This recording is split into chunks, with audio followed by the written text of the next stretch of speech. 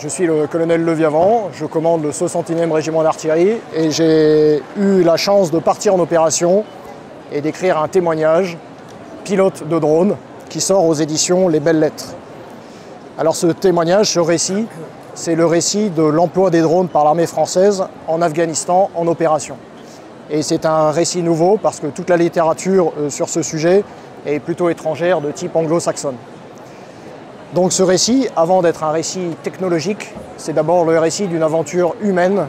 Donc une aventure humaine pour des soldats qui combattent de manière différente, qui combattent à travers l'œil d'une caméra et qui donc, en opération, appuient leurs camarades engagés sur le terrain grâce aux drones, aux avions sans pilote, qui en fait sont pilotés mais à distance.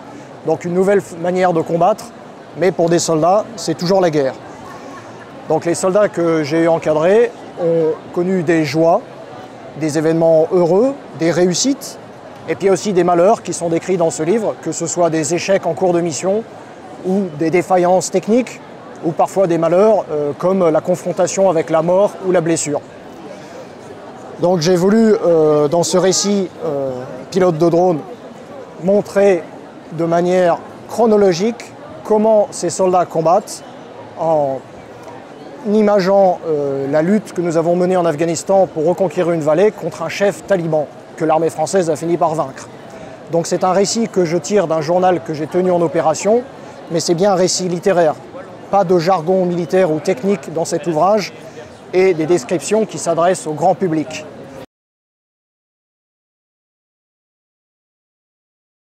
Peut-être le soldat est un grand sentimental. D'abord, on s'attache beaucoup aux populations qu'on aide en opération.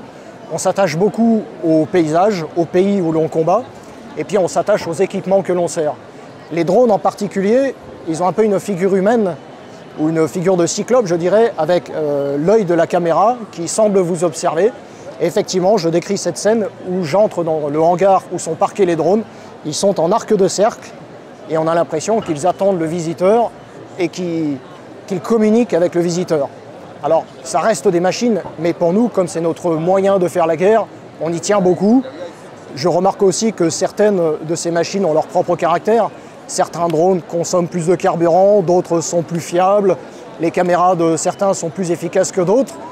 Donc ce ne sont pas toutes des machines identiques. Elles ont chacune leur personnalité, leur plaque d'immatriculation également. Et donc, sans dire qu'on les vénère, on les reconnaît comme des moyens sur lesquels nous comptons.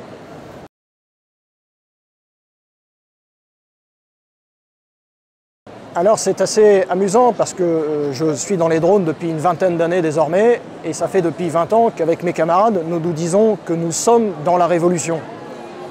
Mais de manière palpable, ce n'était pas encore tout à fait concrétisé. En Afghanistan, dans ces conflits contre-insurrectionnels, on a l'utilité des drones, on voit vraiment ce que ça apporte pour protéger les soldats qui sont déployés, pour terroriser l'ennemi également, parce qu'il sait que constamment il peut être observé. Et il a fallu attendre ces dernières années avec les conflits violents qui ont éclaté aux portes de l'Europe pour qu'en fait la révolution drone soit aujourd'hui vraiment concrétisée.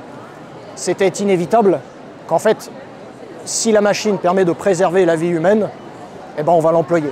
Donc c'était inévitable que ça se mette en pratique et que le développement ne fait que commencer.